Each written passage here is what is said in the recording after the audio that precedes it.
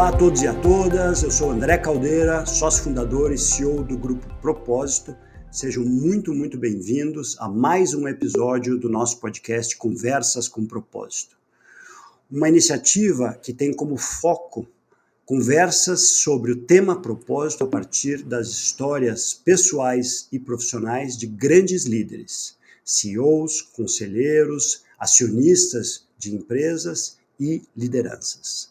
Os episódios são sempre a cada 15 dias e você pode conferir todos os anteriores da nossa série nos nossos canais do YouTube e do Spotify. No LinkedIn, eu convido você que está nos assistindo a assinar a nossa newsletter Conversas com Propósito, onde além de receber os novos episódios que serão lançados, a cada semana eu publico textos de minha autoria sobre a temática de liderança, governança e propósito. Minha convidada de hoje é uma convidada muito especial, é a CEO da SAP América Latina, Cristina Palmaca. Cris, seja muito bem-vinda ao Conversas com Propósito. André, prazer enorme estar com você aqui nesse tema tão importante, tão perto do meu coração. Muito bom. Eu vou fazer uma apresentação aqui um pouco mais completa sua e aí a gente já engata na nossa conversa. Cristina Palmaca é formada em Administração e Ciências Contábeis pela FAAP, tem pós-graduação pela FGV e fez seu MBA em Austin, nos Estados Unidos, na Universidade do Texas. Com formação pelo IBGC, atua como conselheira na Eurofarma, na Arcos Dourados, que é a maior franquia independente do McDonald's no mundo, e na C&A Brasil. Além disso, é membro do Conselho Emérito da organização Capitalismo Consciente Brasil, bem como Top Voice no LinkedIn. Na SAP, iniciou como CEO Brasil em 2013 e desde 2020 assumiu a América Latina como um todo, bem como o Caribe. Antes da SAP, Cristina construiu sua trajetória profissional em grandes empresas de tecnologia como Philips, onde inclusive iniciou a sua carreira, HP e Microsoft. Cristina tem 56 anos, é casada com Luiz de Luca há 27 anos, eles têm uma filha Catarina de 19, que é estudante de psicologia. E no tempo livre, a Cris gosta de praticar esportes, de leitura, assistir séries e de viajar. Então vamos começar, Cris. Eu queria te pedir para você trazer um momento, um trecho da sua história que tenha sido marcante, importante mesmo nessa trajetória e que te ajudou a definir quem você é hoje. Bom, eu tenho aí 40 anos de estrada, né? Então tivemos muitos momentos marcantes, importantes, desde quando eu comecei lá na Philips com 16 anos. Talvez o primeiro momento marcante foi quando, depois do estágio, com 16 anos para 17 anos, foi ser efetivada e ninguém lá eu tinha 17 anos, ninguém lá do RH sabia se eu tinha alguma limitação legal de ser registrada uma pessoa menor de idade. Você estava no ensino médio ainda. Estava no ensino médio, exatamente. Eu estava no último ano do ensino médio, com toda a alegria. Meu pai ficou feliz que eu entrei, porque ele sempre me incentivou muito para eu ser independente. Minha mãe aos prantos, porque sabia que eu ia ter que começar a estudar à noite. Mas deu tudo certo. E acho que foi o primeiro momento de realmente eu sou uma pessoa jovem, porque o pessoal não sabia como fazer a papelada de uma pessoa menor de idade quando eu fui, enfim, registrada. Mas eu acho que dentro desse aprendizado, né, de 15 anos que eu fiquei na Philips, talvez um dos pontos mais marcantes foi quando eu estava na Compaq em 2000, em 2002, 2003, a gente teve um merge com a HP, e para mim foi uma experiência bem emblemática, porque foi uma junção de duas grandes companhias, né, duas grandes empresas de tecnologia, para formar alguma coisa que fosse melhor.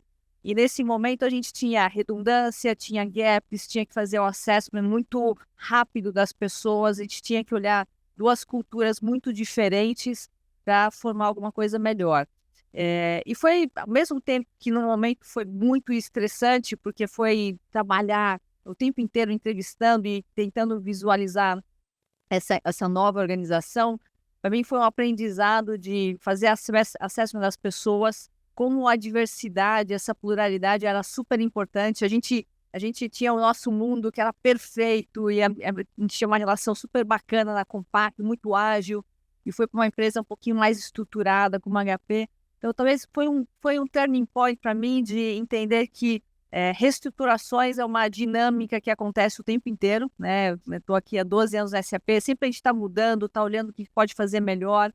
E no final, montar uma equipe sólida, bacana, com as competências que sejam complementares é fundamental. Eu acho que talvez foi um grande projeto que no momento foi desafiador, mas quando a gente viu o resultado final, foi super bacana ver o outcome de uma organização, não só bacana, mas para mim, pessoalmente, foi uma experiência incrível de crescimento. Muito bom. Vou fazer duas, então, novas perguntas a partir do que você comentou até agora. Primeiro, de onde vem a faísca, a fagulha que te moveu a querer começar a trabalhar tão nova, com 16 anos? Acho que primeiro começou. Meu pai me incentivou muito, né, a sempre ser muito independente, né? Eu tenho 2 irmãos, então dentro de casa a gente tinha um esquema super bacana, né, de tanto faz ser homem ou mulher, a gente sempre, todo mundo tinha a mesma responsabilidade. Eu sempre fui muito tímida, tá? Muito interessante porque o pessoal me vê hoje falando e dando palestra, mas eu lá no fundo sempre fui muito reservada. Eu sou muito reservada com muitas coisas minhas pessoais até hoje. Mas Você eu é a acho que a vida me caçula? ensinou que para conquistar. Você é a caçula? É a filha mais Perdão? nova?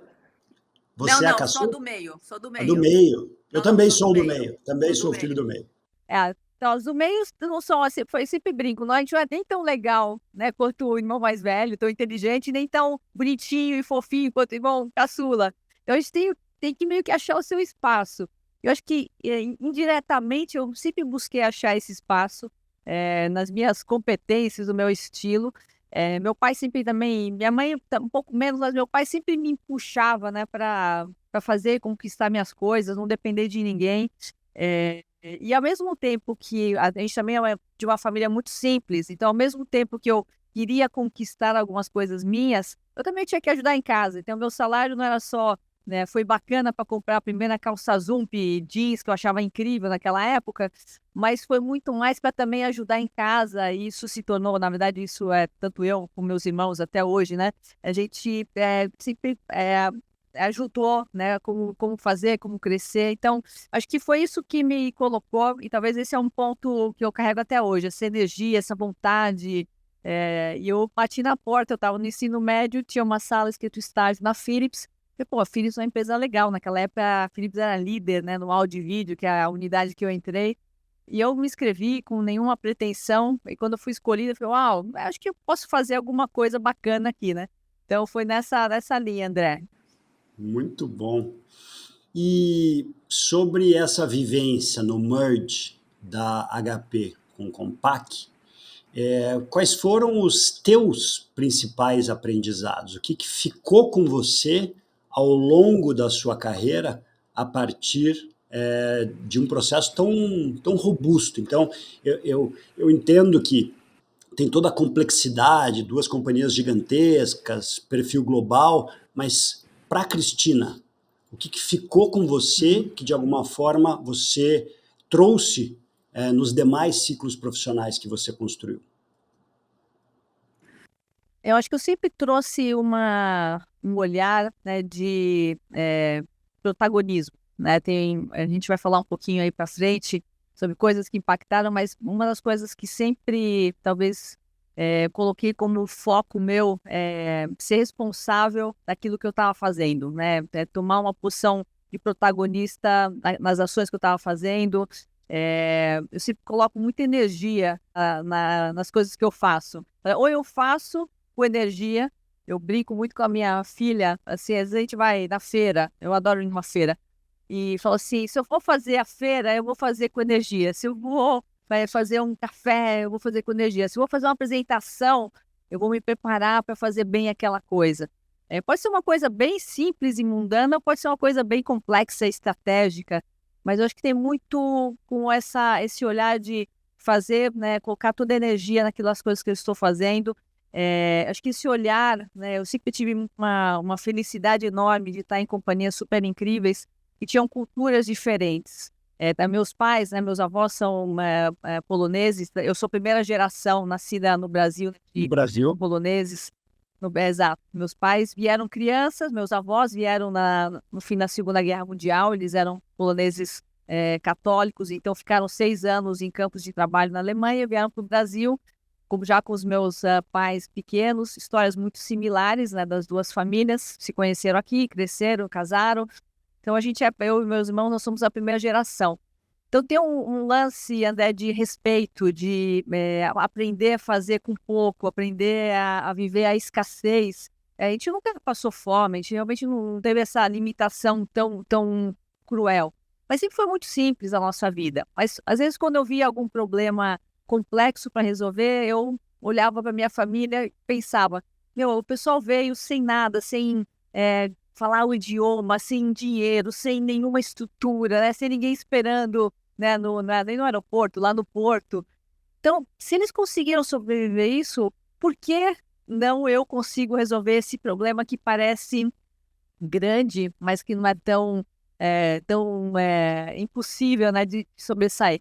Eu acho que isso é um pouco, mescla muito meu aprendizado profissional com esses valores familiares, eu acho que me fizeram. Então, acho que para mim são sementes que eu vou levando para os dois lados. O corporativo me leva, né, para melhorar, para ser uma melhor pessoa, mas muito do que eu sou hoje vem, acho que, dessa semente das minhas relações familiares e valores, que eu realmente sou muito grata e reconheço muito o impacto, né, disso tudo na minha vida.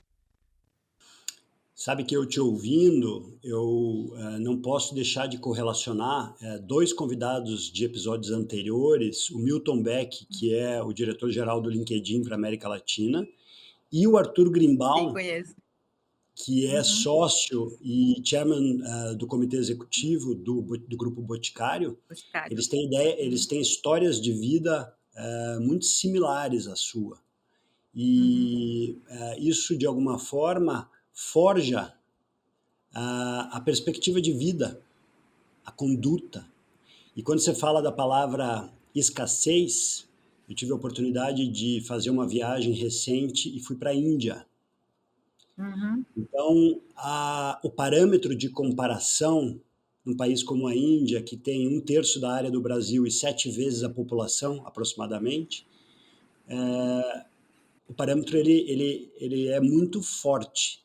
E eu te ouvindo, pensando aí no tema da escassez e somando com o que você trouxe de protagonismo e de energia como características tuas, eu arrisco a dizer que você deve ter também uma forte empatia no teu estilo de liderar. Isso procede? Aí eu já pego o gancho nesse comentário. O que você considera que são as tuas principais forças como líder?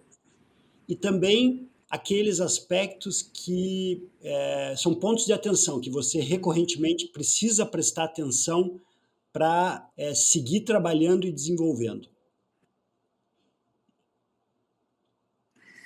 Empatia, acho que aprendi, acho que na vida, né, e não na vida só profissional, mas na vida pessoal, porque eu acho que a gente sempre tem que olhar não só da nossa perspectiva, mas da perspectiva dos outros e tentar, nunca a gente vai replicar exatamente o que a pessoa está sentindo, né? Eu li um livro super bacana que chama Na Pele de um Negro, é um livro bem antigo, né? Aliás, uma pessoa, né, da SAP, a Sueli Nascimento, que me presenteou. E para entender um pouco como entender, né, esse mundo. E às vezes para mim parece, né, minha avó era muito inclusiva, a casa dela era cheia de pessoas de diferentes origens e culturas. Então essa semente, né, de diversidade nasceu lá, né, dentro da casa da minha avó, com muito respeito, né? E eu acho que eu aprendi, olhando sobre essa ótica, que eu nunca vou replicar e vou sentir o mesmo impacto, mas tentar da melhor forma entender o outro lado. Eu acho que esse é um aprendizado que eu, na verdade, tenho que praticar todos os dias, né? Eu acho que não é uma coisa que você acaba um dia e fala, não, agora eu sou uma pessoa super empática, mas você o tempo inteiro tem que garantir que você tá praticando isso, né? Acho que as coisas que me definem, acho que como eu já comentei, a primeira é a minha energia. Realmente eu tenho muita energia. O pessoal brinca daqui que eu tomo um montão de coisa, de verdade. Eu tomo meus shotzinhos, cúrcuma, gengibre, canela, cada vez mais a gente vai expandindo, né, para tentar, né, olhar a longevidade como uma coisa, né, de continuidade. Mas eu sempre fui um pouco sobre isso, né, de colocar muita energia, paixão. Eu tinha um professor no MBA que eu fiz lá em Austin, que ele odiava a palavra whatever. Porque, assim, quando você fala assim, o que você quer isso? Ele falava, não use whatever. Porque whatever, assim, tipo, tanto faz. Então, eu falo, você não pode ser uma pessoa tanto faz. Você tem que, vai fazer bem, como eu comentei. Tem que colocar energia, foco. Isso eu acho que talvez é uma das coisas mais fortes, né, da minha personalidade. Acho que o segundo foi coragem. Coragem de tentar coisas diferentes, né? Com 16 anos, quando eu entrei lá na Philips, tinha coragem. Algumas apresentações, alguns projetos que eu peguei, que eu não tinha a mínima ideia. Mesmo quando eu saí da Philips, eu fui para a Compaq, eu não conhecia nada de tecnologia, saí de uma empresa europeia, toda estruturada, para uma empresa super jovem, dinâmica, sem muito ainda uma estruturação. Eu aprendi, né, a sobreviver num ambiente que é muito mais rápido, mais ágil, né, do que o mercado naquela época de consumer electronics. Eu sempre tive coragem e eu sempre pensava qual que é o worst case scenario, o que pode dar errado, né? No pior caso, é o quê? Eu vou ser mandado embora. Esse é o worst case scenario. Sim, aí eu vou ficar, né, essas são as contas que eu tenho que pagar, cada vez mais essa discussão talvez ficou menos tão curto prazista, mas eu acho que esse foi um pouco de arriscar um pouco de alguma forma, e sempre tentar, né, aprender a cada movimentação. Eu acho que o ponto de atenção sempre é por causa dessa grande energia, ela pode ser interpretada do outro lado, né, de entrar às vezes em alguns aspectos, né, que não são da minha conta diretamente, mas às vezes eu não posso deixar de ver alguma coisa e falar. Aprender a escutar, aprendi muito, né, a escutar, a ver essas perspectivas de outras pessoas. Eu acho que é um pouco sobre isso, porque tudo tem os dois lados, tudo no extremo pode ser bom, pode ser ruim. Ter muita coragem pode ser bom, pode ser ruim. Você ser muito, né, ter muita energia pode ser bom ou ruim. Então, acho que sempre o meu lado sombra, que todo mundo tem, e eu acho que é um pouco sobre isso, de não atropelar ninguém, porque às vezes a gente chegava né, tanta energia, que você acaba, né, criando sombras ou não dando visibilidade para as pessoas. Eu acho que essa é uma preocupação que eu estou sempre olhando, como é que eu estou de verdade engajando as pessoas, estou de verdade genuinamente escutando. A pessoa está falando, eu já estou aqui processando a resposta, né? Eu já sei a resposta, então vou só deixar a pessoa cumprir a tabela. Eu acho que esses sempre são os pontos que são os cuidados que todo líder tem que ter, né? Para criar essa acessibilidade das pessoas. Então, acho que é um ponto que eu sempre me monitoro muito, André.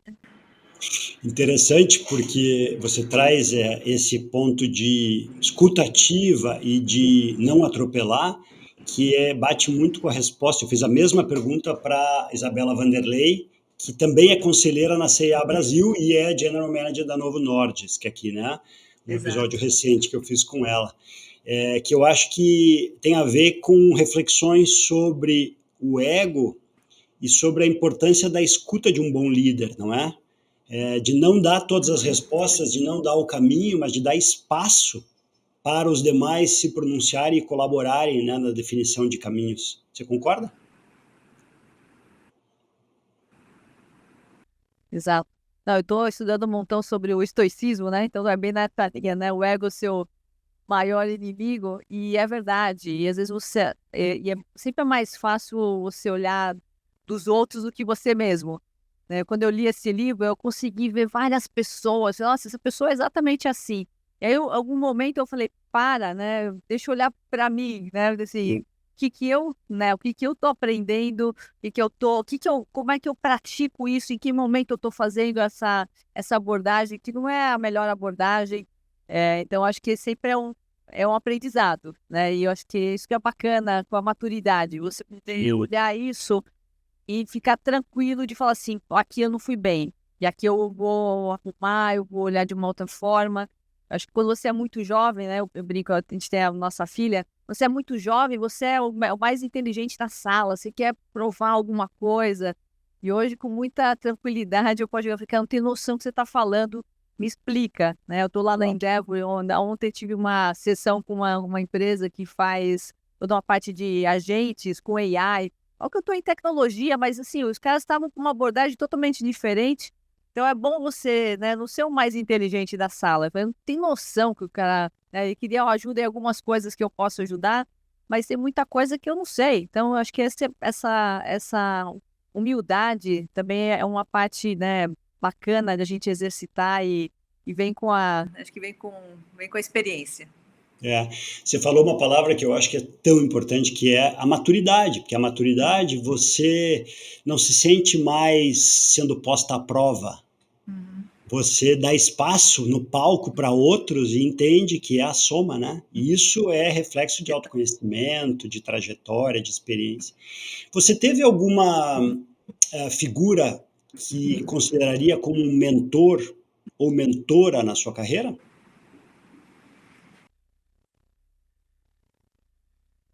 Eu tenho, bom, além da minha família, né, que é talvez a grande base, eu tive um mentor, que até hoje é um grande amigo, que eu acho que foi, cada momento da sua vida você precisa encontrar alguém, né? Eu lembro que na Philips eu tive alguns bons gestores, alguns ruins também, que foram super importantes. Em toda a minha carreira eu tive gente muito boa, gente muito ruim, que foram importantes para eu não ser aquilo que eles eram. Então, para mim, também Certo. são bons exemplos. Mas eu tive um mentor, eu posso até citá-lo, porque ele sabe que eu tenho um carinho por ele, que ele chama Emílio Meoca. Ele foi meu gestor na época da Compaq, ele era o presidente na época. Então, na época que logo que eu cheguei na Compaq, depois na junção ele foi para a Microsoft. Depois a gente nunca mais trabalhou junto, mas a gente sempre ficou muito próximo e às vezes eu tinha algumas decisões, né, importantes para tomar e eu ligava lá para gente conversar e ele falou, então, beleza, Cris, eu vou te mandar um framework. Aí ele mandou um framework para minha tomada de decisão. Eu falei, não, cara, tudo bem, beleza, mas qual que é a sua recomendação, né, sua ideia?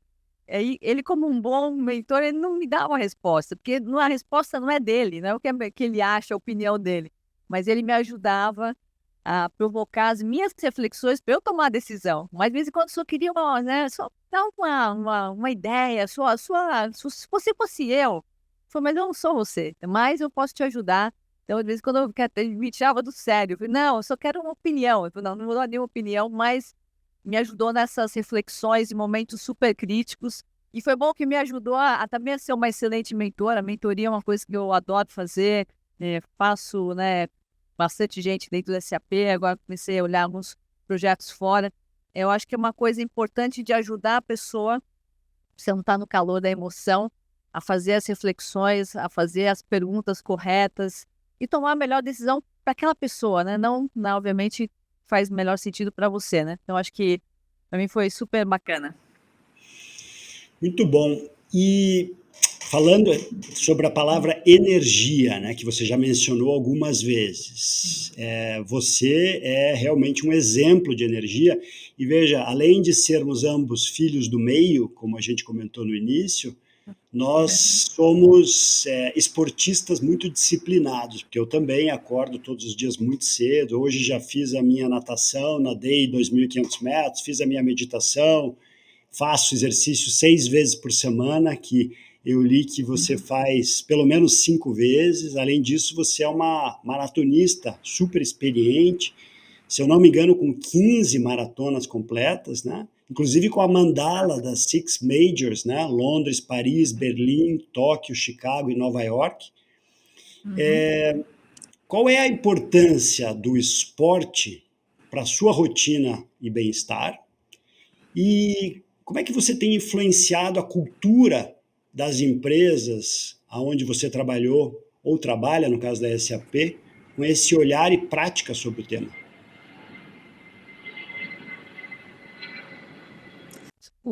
O esporte, para mim, sempre teve presente, né? De diferentes formas e sabores aí. Quando eu era jovem, quando eu era criança, a gente jogava futebol. E eu era atacante, né? Eu falei, não sou aquela pessoa que jogava no gol, não. Eu era boa de futebol. Acho que eu joguei futebol mais do que muito moleque. Mas como com 2 irmãos, a gente fazia 3 ou 1 lá, a gente sempre perdia, né? Porque ninguém queria brincar de boneca, a gente ia jogar futebol. Então eu joguei muito futebol, depois eu fui pro vôlei, basquete, enfim, tudo que era esporte coletivo, porque sempre é uma forma de entrosar, de conectar. Eu sempre gostei, né, da adrenalina do esporte. Só que depois você vai avançando, é muito mais difícil você montar times e grupos para você jogar no coletivo. Comecei a viajar muito, né, por volta dos 2000. E aí, em uma da academia, que agora acho que é a Bodytech, mas eu tinha uma fórmula lá no Shopping Eldorado, tinha além da aula de spinning, tinha uma aula de corrida. E eu achava uma coisa ridícula. Falei, mas que horror, assim, correr já é ruim, correr na esteira, aí é pior ainda, né? Mas comecei a fazer algumas aulas, meu marido gostava de correr, porque ele foi criado na praia, então ele tinha o hábito de, às vezes, dar uma corridinha, mais curta, mas corria. E o professor lá da aula falou assim, uau, você tem, né, o biotipo de corredor. Falei, mas aqui, ó, não cola. Falei, esse negócio de corrida realmente não é para mim. E aí eles comecei a fazer uma ou outras aulas e tinha uma prova de corrida na rua, de domingo. Falei, você tá de brincadeira, eu acordo cedo a semana inteira, eu não vou acordar cedo no domingo. Mas enfim, meu marido lá, persistente, sempre foi muito resiliente também, a gente é os dois resilientes. Vamos fazer uma prova domingo, era julho de 2000, chama a prova dos bombeiros, saía da Praça da Sé, 8 quilômetros. Aí eu corri 4 quilômetros e andei 4, eram 2 voltas de 4. E eu falei, realmente esse negócio não é para mim, é muito difícil. Mas como é difícil, é um desafio. Então, não consegui fechar 8, vou fazer a próxima. Aí fizemos outras 5 quilômetros, 10 quilômetros, várias São Silvestres. E aí é um esporte que ele é muito democrático, né? Primeiro, para quem viaja muito, que foi quando eu comecei a minha vida com mais viagens, é muito fácil, você põe o tênis, o top, o short, você corre ou na rua, ou sempre tem uma esteira, né, nos hotéis. Então foi uma forma de eu trazer um pouco, né, do esporte, um pouco de saúde para o meu dia a dia tão sempre corrido. Só que aí a gente comecei a gostar, porque no começo era mais, né, vamos fazer porque é o que tínhamos para fazer. Mas depois você cria uma relação também de colocar objetivos. Eu fiz várias meias maratonas, meu marido já tinha feito uma maratona, eu falei, cara, eu correria um pouco mais, e vamos fazer uma maratona? Não, maratona é outro bicho.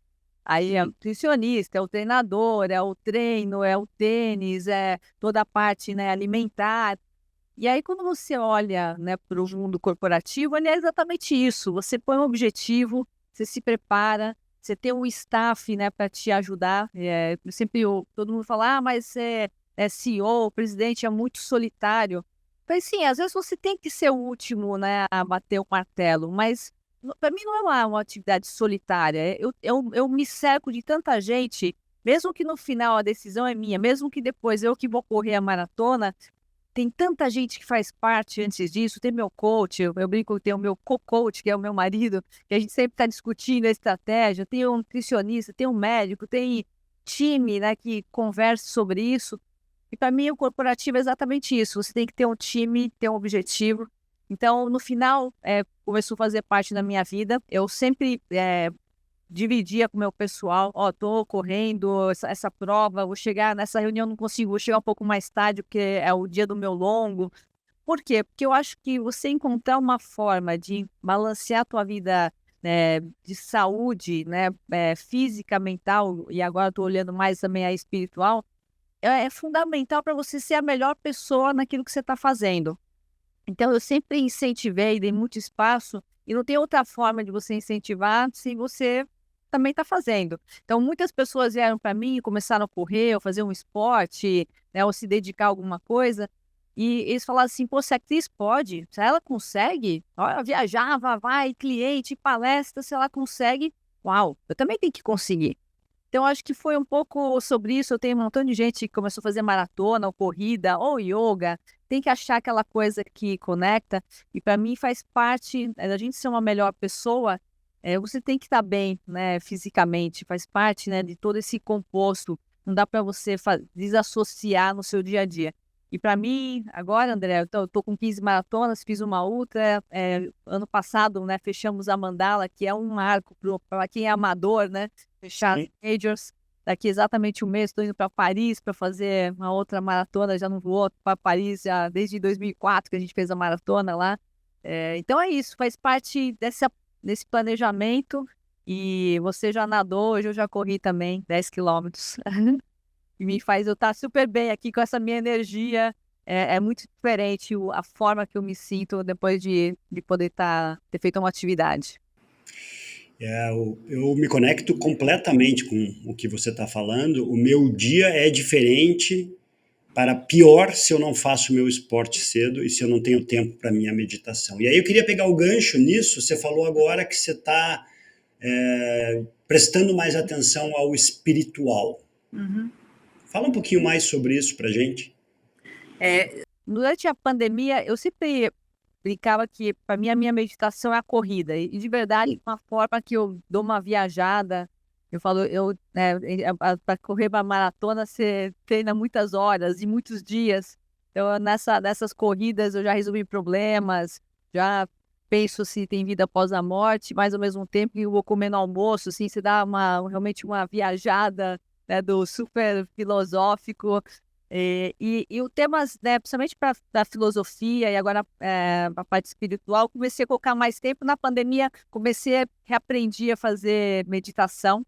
Eu faço guiada, eu não, né, não vou falar que eu sou uma super top meditadora, mas para mim é o que também me conecta, que traz, né, todo o tema da respiração, traz uma tranquilidade que é importante. Acho que ela complementa a minha atividade, né, da corrida.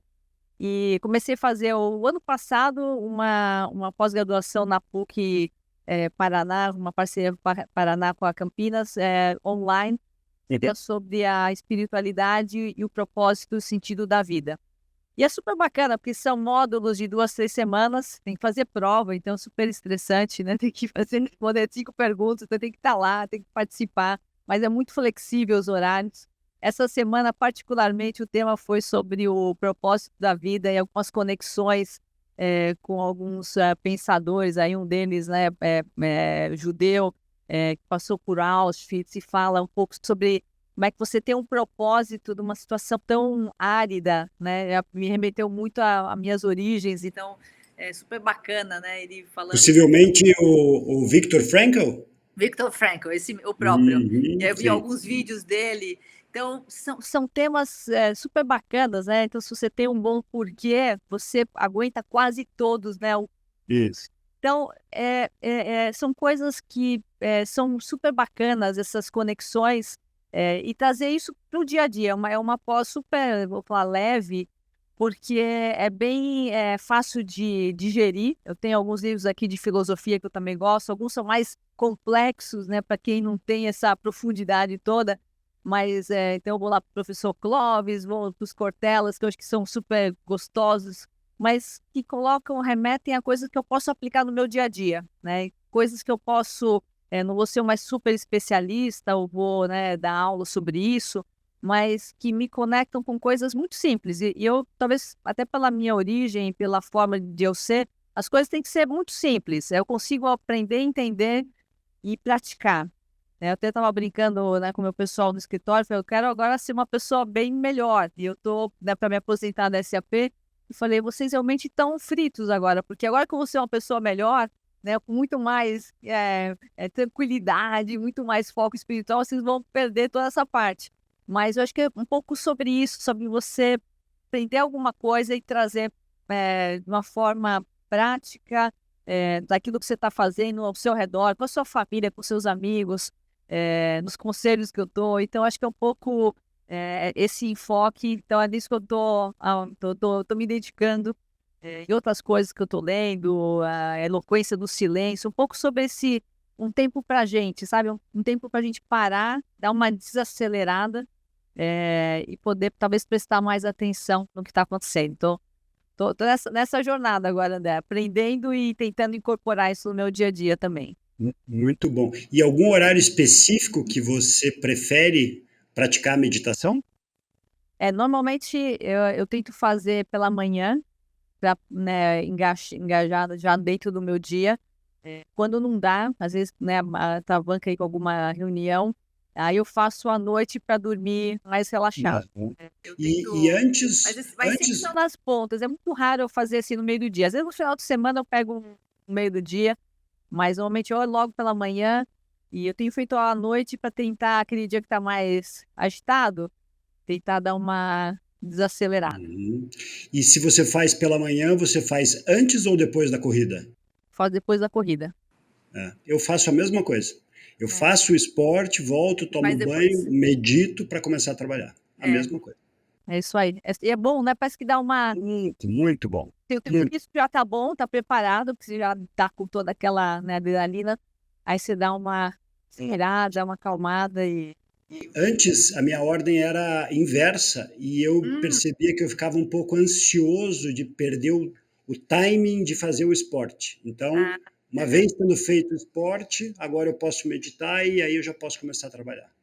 É isso, se você tá distraído, ainda mais eu não sou uma super meditadora, aquelas, né, super extremas, se tem alguma coisa que tá me incomodando, eu já percebo que ou eu não faço bem, ou eu tô fazendo, mas não tô muito fazendo, eu tô lá só aceitada. Então, por isso que às vezes quando tenho um tempo muito curto pela manhã, ou tem alguma coisa que tá me incomodando, que eu sei que eu vou olhar pro relógio quase toda hora, vendo, não vai dar. Então, aí eu faço à noite, e a noite tem sido bacana também, para realmente, né, dar uma desacelerada e tentar dormir melhor, tem também funcionado.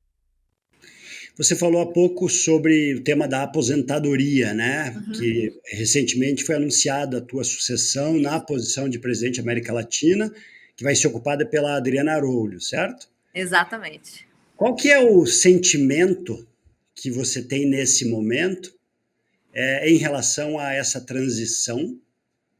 E como é que vai ser, como é que você sente? Eu queria que você falasse sobre o sentimento, né? De passar a atuar somente em conselhos, de fazer as mentorias, mas assim, essa coisa de... Porque não é uma aposentadoria de parar de trabalhar, mas é sair da cadeira de número 1 de uma grande organização, além de todas as outras que você já ocupou. Como é que é a sensação, como é que é esse sentimento nesse momento que você está vivendo? Porque em breve, o quê? Coisa de um mês, você vai fazer... 3 semanas. 3 semanas, então. 3 Como é semanas. que é esse? O que você sente nesse momento? É engraçado porque eu brinco que eu tô me aposentando faz 10 anos, né? E porque é uma decisão importante, porque é uma decisão de deixar, né, de você ser a pessoa, né, número 1, e você ser a pessoa, porque quando você está no conselho, você não está lá atuando, você não é a pessoa protagonista, é a pessoa que está ajudando as organizações a serem melhores, assim como eu estou como advisor de algumas startups que eu estou considerando para pegar agora. Então, mas essa palavra aposentadoria, ela é pesada, né? O pai se aposentou, mas ele aposentou e parou de trabalhar. E de novo, como tem todo esse arsenal de energia aqui, se eu acho que eu parar de trabalhar, eu acho que eu e toda a minha família aqui vão sofrer um pouquinho. Então é uma palavra pesada.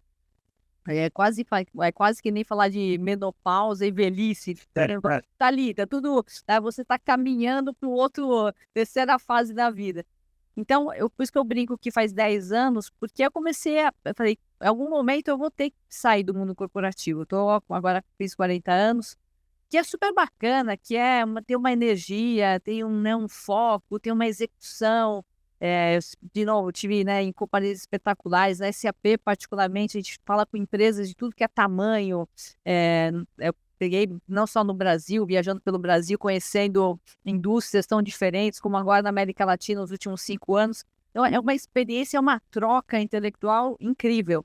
E tem, óbvio, a parte de você ter uma visibilidade muito grande. Então, você tem que preparar, de novo, o seu ego, a sua cabeça para uma transição boa. Então, o que eu falo faz uns 8, 10 anos, que eu comecei a vislumbrar de quando isso chegar, o que eu gostaria de estar fazendo. Eu vejo muitos colegas meus, que parei e agora vou pensar o que eu vou fazer. Legal, respeito. Mas para mim é um pouco muito complexo isso, esse negócio de não sei o que vou fazer. Então faz 10 anos, comecei a fazer pelo curso do IBGC. Sim. Você conhece bem, você dá aula lá. fiz o curso, comecei a fazer alguns conselhos de ONGs, fundações non-profit, para poder entender o jeitão, se é uma coisa que eu gostaria. Entrei em vários conselhos consultivos, para ver como que era essa dinâmica, se é uma coisa que, será que eu vou aportar valor, sim ou não, não é só para, né, tá lá com figura. Então, nos últimos anos, eu comecei a ir colocar mais foco. Então, eu já estou há 4 anos agora na CIA, estou há alguns anos no Conselho Consultivo da Eurofarma e agora vai ser o Conselho de Administração e estou na Arcos Dourados. Então, já nessa preparação de sim, está cada vez chegando mais perto, quero, né, aprender, né, eu acho que começo a ter um pouco mais de musculatura, né, para ser uma melhor conselheira. Os primeiros, para eu ser uma conselheira, ser CEO de uma empresa, mas eu sou conselheiro tipo trainee, né, e você tem que ter essa humildade de, cara, como é que é essa dinâmica, cada conselho tem uma característica, tem uma liturgia, e como é que eu posso agregar valor. Então, também sempre você tem uma outra forma, né, de participar. Então, acho que foi essa preparação e até da minha sucessão, que foi super bacana a gente conseguir fazer um processo de sucessão interno. A gente fez um processo, a gente olhou candidatos internos, vários deles que participaram. A gente fez um assessment externo também, se era um bom momento de dar um refresh. Então, a gente fica super feliz de ver que a gente conseguiu, né, colocar uma pessoa interna, a Adriana, que é uma pessoa incrível, que fez também a minha sucessão no Brasil. Quando eu saí do Brasil, fui para a América Latina, ela pegou a posição do Brasil. E que traz, eu acho que esse lado de continuidade, mas com o jeito dela. Ela Claro. um montão de coisa que não vai ter ruptura. Alguns clientes, você, mas tem muita mudança. Eu falei, sim, tem muita mudança, mas a gente não perde o histórico. Mas vai ter um jeitão dela que é diferente do meu, que é a coisa bacana numa empresa de você poder se renovar sem perder. Então, esse é um mix de que bom, e às vezes de vez em quando falo assim, não tenho saudade nenhuma dessas funções, mas tem muita coisa que, claro, as pessoas você vai sentir saudade. Eu, te ouvindo, lembrei de 2 referências. A primeira, o anti-case de sucessão da Disney. Eu até escrevi no newsletter do Bob Iger na Disney, né, porque ele teve que voltar, então tem um aprendizado, e é muito bom ouvir esse planejamento estruturado. Obviamente tem o lado da empresa, da SAP, que eu tenho certeza que fez da melhor forma, mas tem o seu planejamento de vida, a sua preparação, porque é um processo que não é da noite para o dia, tem um processo de preparação emocional, antes de tudo, né? Mental, até espiritual. E não posso deixar de fazer uma correlação com outro episódio aqui do podcast, que foi quando eu entrevistei a Leila Lória, que falou sobre um livro sensacional a respeito disso, chamado From Strength to Strength. Não sei se você... Eu li, sim, eu li. E que ele fala exatamente sobre isso, né? Sobre a criação de novos ciclos profissionais, né? Porque o que você bem pontuou, não é a aposentadoria como era antigamente, não é o ocaso, e sim o encerramento de um ciclo importante e a abertura de novas frentes, né? De novas oportunidades, o que é muito, muito especial. E esse livro que ele tem uma coisa bacana, que ele fala, e a gente vive, né, no dia a dia, quando a gente vai amadurecendo, que é genuinamente essa perda, o que ele chama, né, da inteligência mais fluida. Isso. Ao tempo que eu adoro energia, e vai e faz o forecast e vê o cliente, chega uma hora que o corpo não aguenta da mesma forma que eu fazia isso há 10, 15 anos. Mas tem a salvação, que tem o Crystallized Intelligence. Quando eu li esse livro, eu falei, uau, tem um caminho, né? Não é um caminho que você vai, né, só ladeira abaixo, mas se você vai olhando toda essa sua sabedoria que você adquiriu, né, ao longo de toda a sua vida, e vai usando de uma outra forma. Esse livro é um livro incrível mesmo. Eu li ele faz alguns anos atrás, acho que ele me ajudou muito para essa preparação, né, mental de, sim, você deixa de ter relevância, sim, você deixa de ter uma agilidade, mas você consegue, né, complementar e usar a tua inteligência de uma outra forma. É bem bacana. O Crystallized Intelligence é um outro livro ou é uma menção do...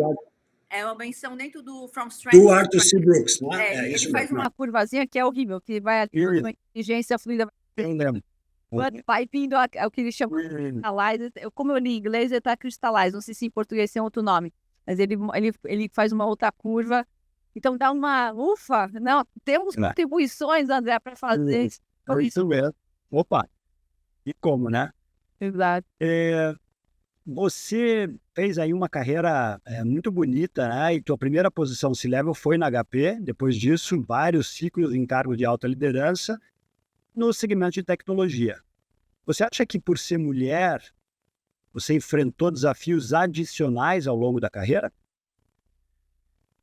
Eu acho que, às vezes eu tento pensar que não, que todos os desafios que eu enfrentei seriam enfrentados da mesma forma por homens, mulheres, qualquer que seja a orientação sexual, e acho que não tem nada diferente. De novo, tive uma possibilidade de trabalhar em empresas extremamente respeitosas.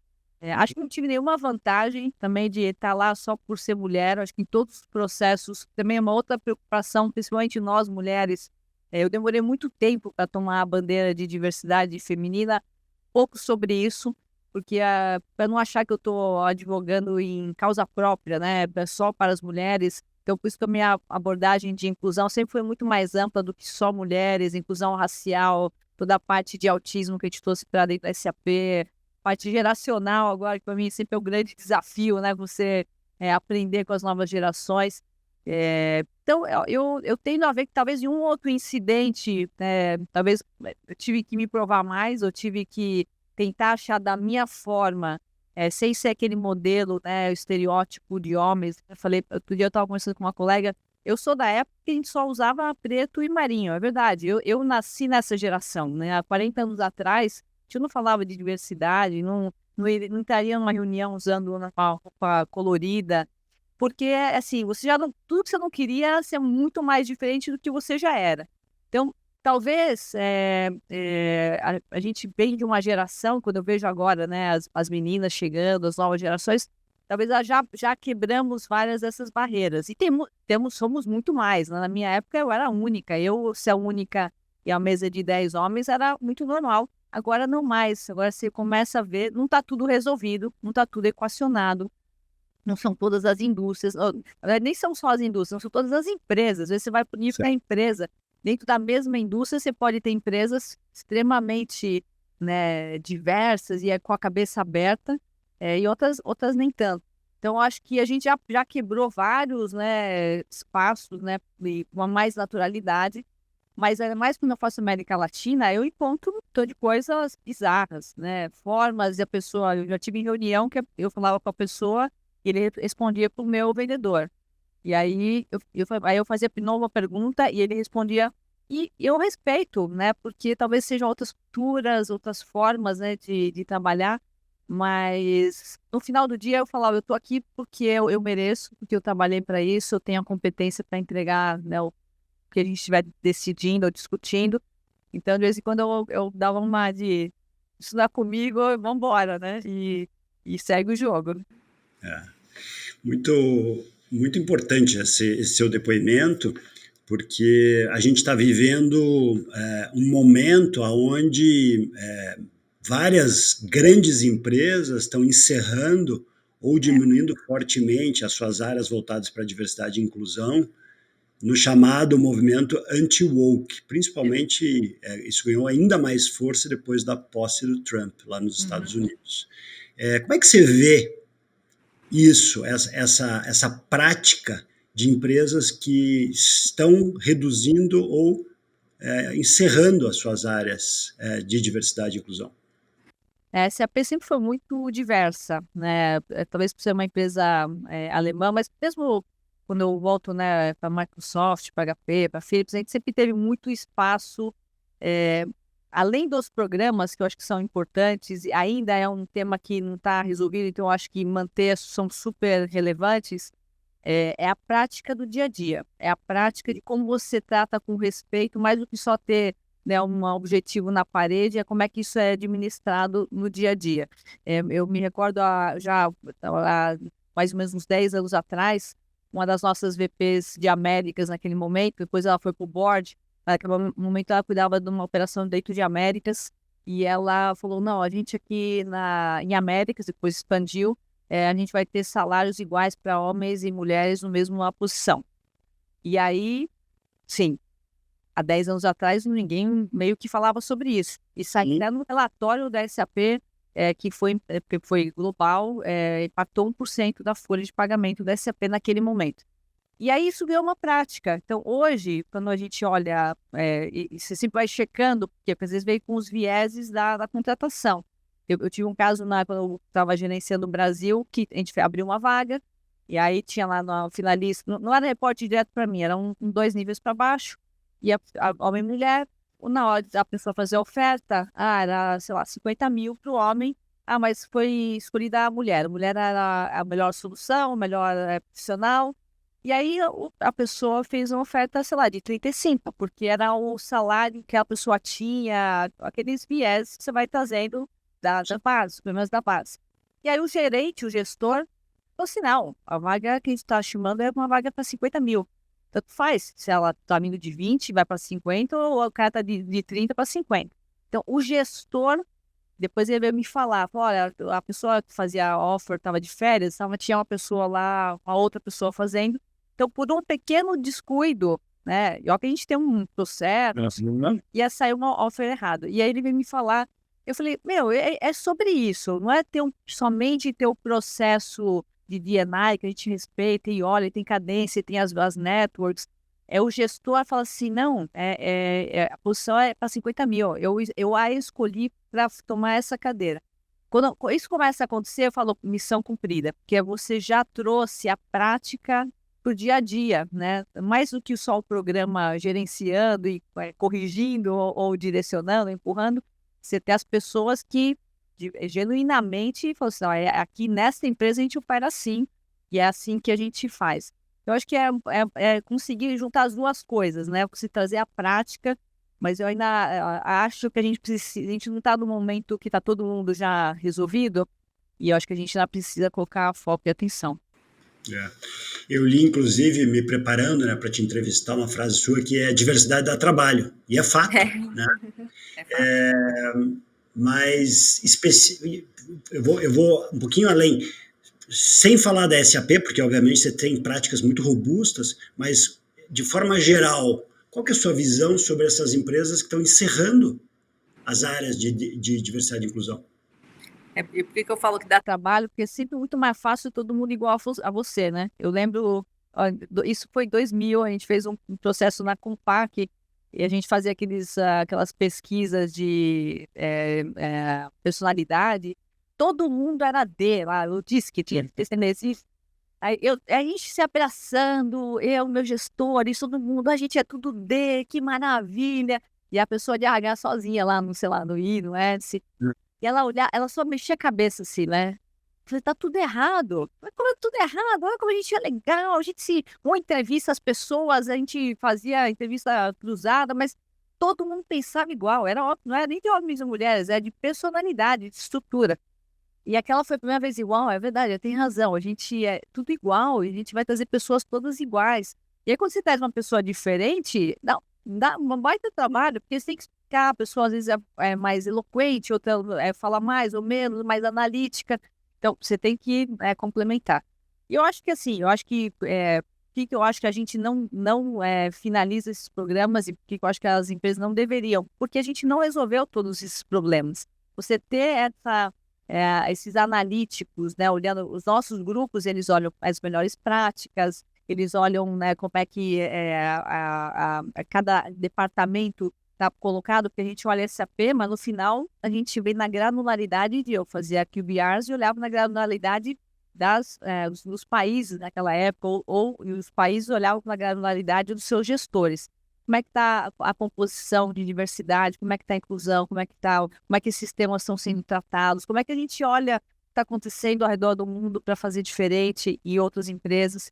Então, eu acho que a gente tem que colocar foco e atenção, porque a gente não está lá. Olhando só gênero, se a gente fala a parte racial, a gente tem um desafio enorme ainda na maioria das empresas. Mas eu tenho, por exemplo, um exemplo incrível dentro da C&A, que é o contrário. A gente tem mulheres vários cargos, estamos continuando a crescer, a participação de LGBTQIA+, divulgada, super alta, mais de 30%, a parte racial.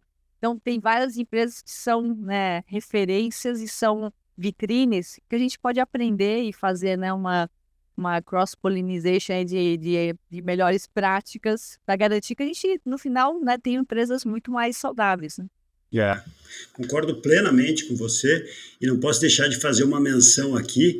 A minha cunhada, irmã da minha esposa, ela é tetraplégica e ela é possivelmente a primeira conselheira certificada do IBGC mulher tetraplégica no Brasil. Uau! Mirela Prosdóximo. Então, Lindo. eu acho que a gente precisa, de fato, dar oportunidade e conviver com os diferentes para poder somar, porque é a complementaridade de visões, né? Você imagina a história dela, 30 anos como tetraplégica, Imagina. quem é que pode falar com a propriedade que ela tem sobre o tema de acessibilidade, sobre inclusão Totalmente. na perspectiva de pessoas com deficiência, né? Não, totalmente. Então, Muito bom. concordo muito com você. E como é que foi para você? Você falou ali, puxa, eu era uma espécie de uma conselheira trainee, né? Mas como é que foi começar a atuar como conselheira em paralelo à carreira executiva e colocar em prática aquela máxima do IBGC, nose in, fingers out? O papel, ele muda muito. Quão desafiador foi essa virada de chave? Quão desafiador foi? Não, como desafiador é. E a gente traz, né, todo o aprendizado, os 40 anos ainda são mais fortes do que os Sem dúvida. 5 anos.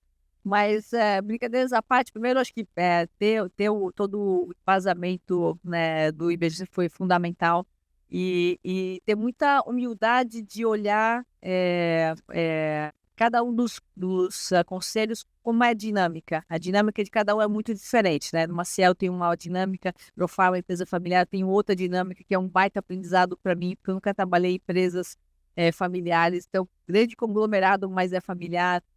Arcos Dourados é uma franquia da América Latina, então mais próxima do meu dia a dia, a gente administra, né, todas as crises regionais, então é bem, bem interessante, mas também com uma pegada diferente.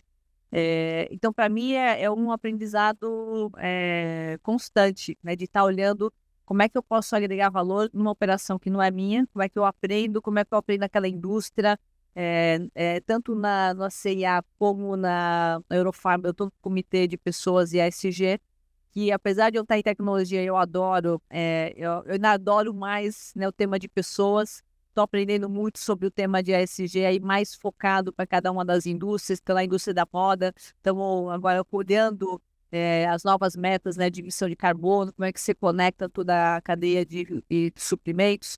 Então, a minha missão é continuar aprendendo, André. Acho que isso que é bacana dessa minha aposentadoria, né, de chegar num lugar e sentir aquele frio, né, de, não sei se eu, né, vou estar fazendo bem esse meu papel, daquele friozinho de não estar no piloto automático, né? Eu acho que é isso que é bacana para cada um encontrar, né? Não se acomodar. Eu tenho 40 anos aqui, mas nessa cadeira aqui, amiguinha, eu não sou a melhor especialista de varejo. Eu conheço farma, né, aqui de cima, mas não conheço com profundidade. Então, acho que um pouco, né, ter essa capacidade, e ao mesmo tempo, eu aprendi um montão de coisa e dá para se aplicar aqui. Então, acho que é muito mais sempre olhando como é que está o meu arcabouço de informação versus o que a empresa precisa de fato, o que eu acho que eu posso colaborar e fazer se depara e tentar praticar. Então, é dinâmico. Se você pudesse voltar no tempo e dar um conselho para Cristina lá no início de carreira, 40 anos atrás, 35 anos atrás, o que você diria para ela? Diria que vai dar tudo certo. Vai com calma. Você fica tranquila que vai dar tudo certo. Porque hoje é muito mais fácil, né, como eu comentei, estar com essa tranquilidade, né, de tocar os problemas, tocar os desafios, até os gaps, né, de conhecimento, do que quando eu era mais jovem. Quando você é mais jovem, você se cobra muito mais. Eu me cobrava muito mais. Eu não sei, mas como é que eu não vi essa coisa? Como é que eu não aprendi isso? Como é que eu não, né, não vi que essa função não ia dar certo? Então, acho que eu tinha uma cobrança muito mais, até do que meus chefes, do que, né, a própria companhia. Então, eu falaria isso para ela, fica tranquila, vai dar tudo certo. E deu tudo certo. Bom, eu vou agora para um bloco de perguntas que eu faço para todos os convidados, Cris, e eu queria, é um modelo mais ping-pong, é claro que se você quiser expandir, você pode, né? Completo para mim a frase a seguir, propósito é...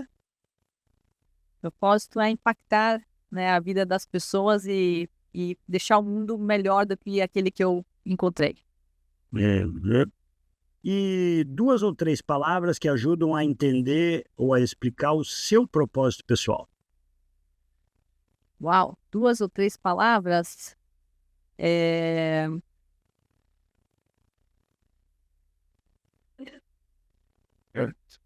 Que difícil, hein? Eu adoro quando dá essas pausas, significa que tem aí uma insight.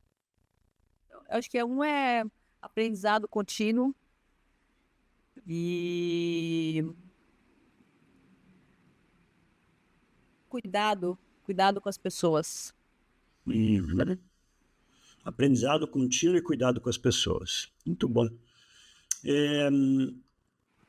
Você tem uma história de vida ou de carreira que seja engraçada, aquelas histórias inacreditáveis que você poderia compartilhar com a gente aqui?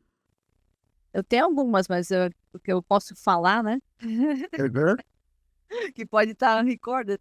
Então, talvez uma das mais... Já que a gente falou um pouco de diversidade e momentos engraçados, e quando eu estava na Compaq, na minha primeira posição aí de diretora, eu recebi um grande cliente, né, dentro da empresa.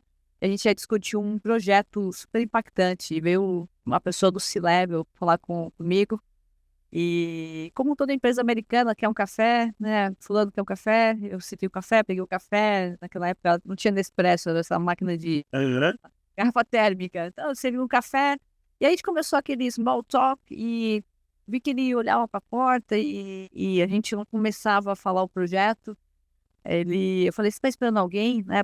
Estamos esperando alguém do seu lado? Aí ele virou para mim, não, estamos esperando, sei lá, o seu chefe vir. E eu falei, não. Aí eu falei, não virá nenhum meu chefe, eu que sou a responsável pelo projeto que vou estar discutindo.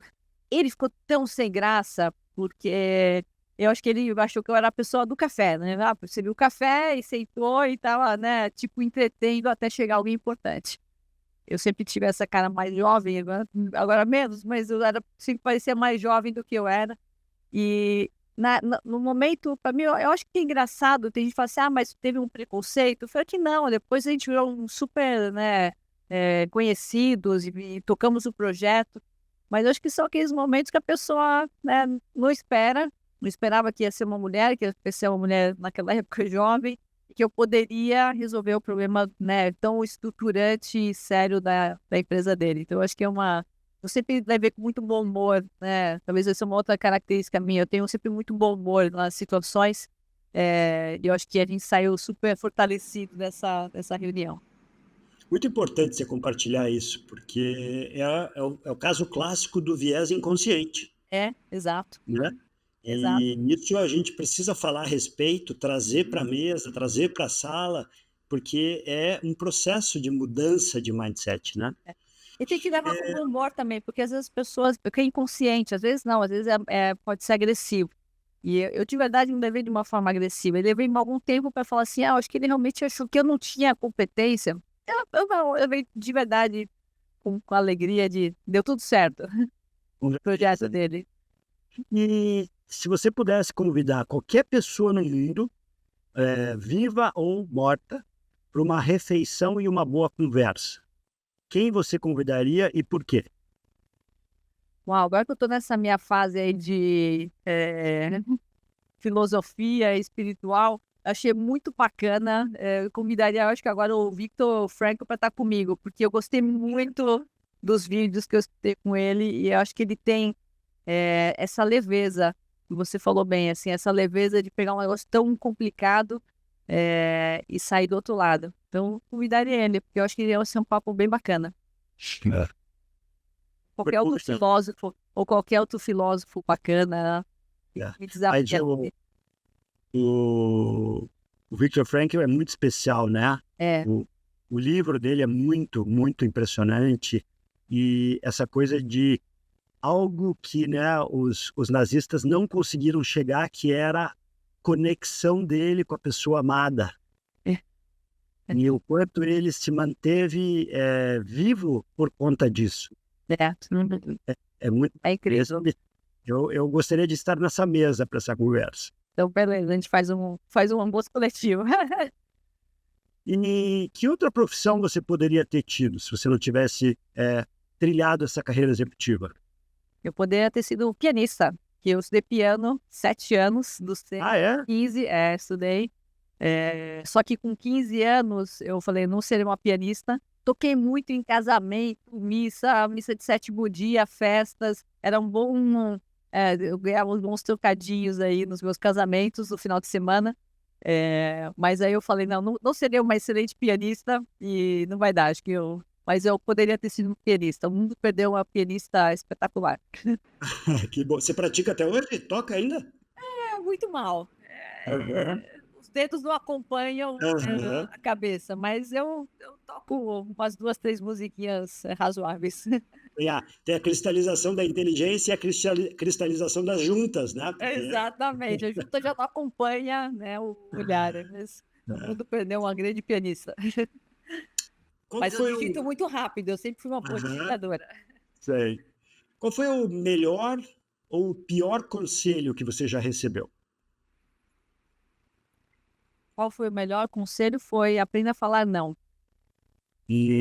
Justo do meu mentor, naquela época que eu gostava de fazer tudo ao mesmo tempo, e eu achava que eu tinha que dar conta, e eu ficava muito frustrada quando eu não conseguia. E eu acho que veio naquele momento de aprender a priorizar. Então, aquela época foi muito, muito bacana e extremamente importante. Qual foi o pior conselho? Pois eu não sei responder. Acho que talvez eu tenha ignorado ele. Que pode dar. Normalmente os conselhos ruins eu ponho no meu. Eu tenho meu parking lot, né? Eu sou uma pessoa que faz listinha e tal. E eu tenho meu parking lost. Possivelmente tá lá, André. Boa. Eu tenho meu parking lost. Vou escrever um livro sobre isso até. Eu já tenho uma ideia para isso. Porque assim, tem coisas que eu coloco sem querer, mas muitas vezes eu coloca lá no parking lost, que uma hora eu volto lá. Mas eu acho que não recebi nenhum conselho. Realmente eu acho que devo ter ignorado eles. Muito bom, adorei a expressão parking lost. Qual pergunta você teria para mim nessa nossa conversa? Qual que foi o propósito mais bacana que você escutou de alguém? A proposta? Não entendi a palavra. Propósito. O propósito de vida que você escutou, porque você imagina que faz essa pergunta para vários, né? Para vários. Qual foi aquele mais bacana que você falou, uau? Nunca tinha pensado sobre isso. Tem algum? Eu acho que muitas respostas, porque obviamente é uma curadoria pessoal, são pessoas que já viveram muitas coisas e estão naquela fase de maturidade de vida, pensando em legado, indo além, né? Transcendendo o transacional ou o financeiro. Mas talvez as características de propósito que eu percebo como mais marcantes são aquelas que trazem uma palavra que você trouxe no início da tua conversa, que é a humildade.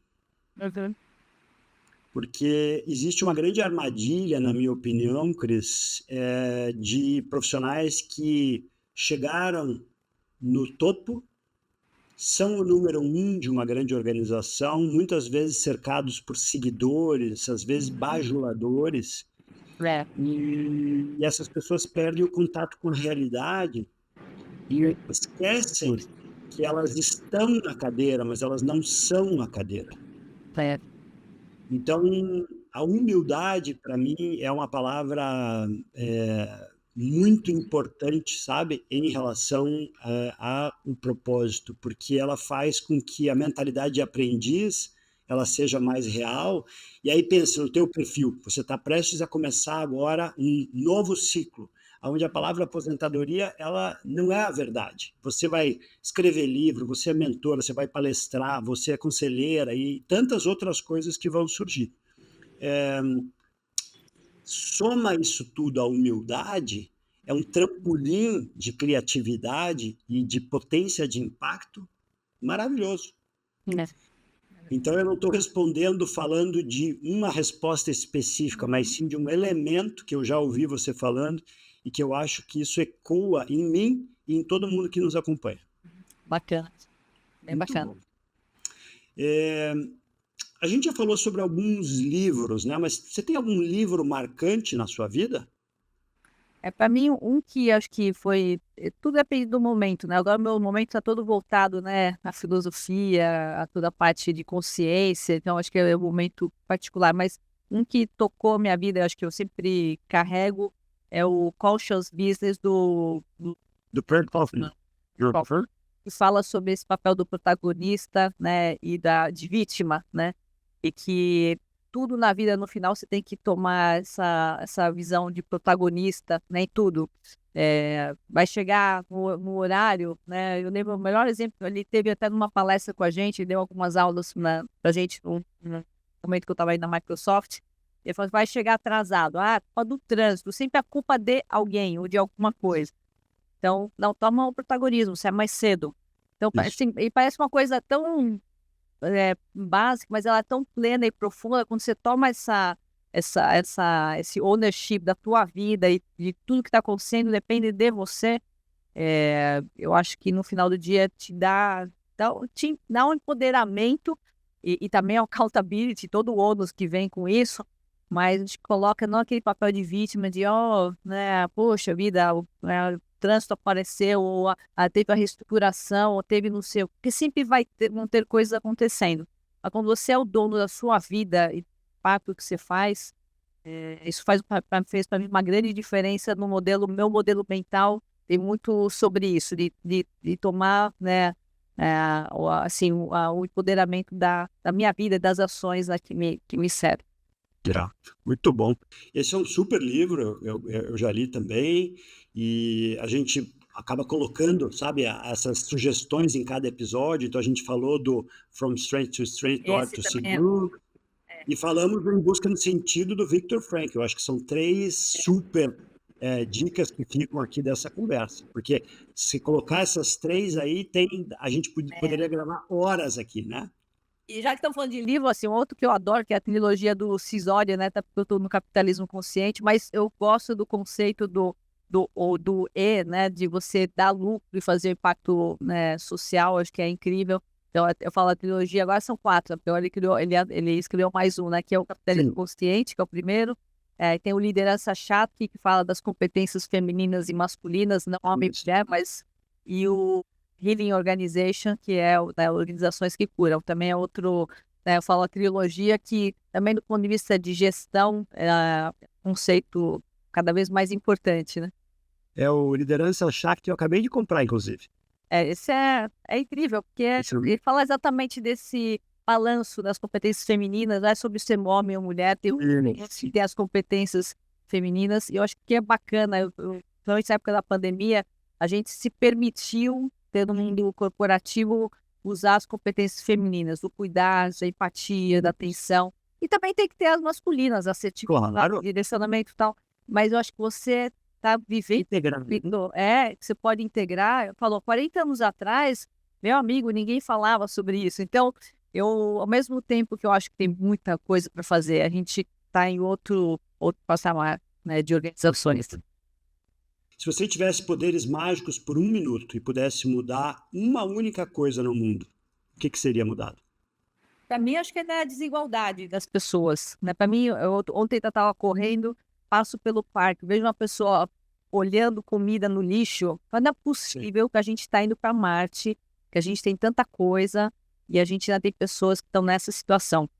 Nem sei qual a situação desse indivíduo, mas ainda tem tanta desigualdade que eu acho que se pudesse resolver uma coisa, para mim essa é a coisa mais fundamental que a gente tem que, como civilização, ainda endereçar. Uhum.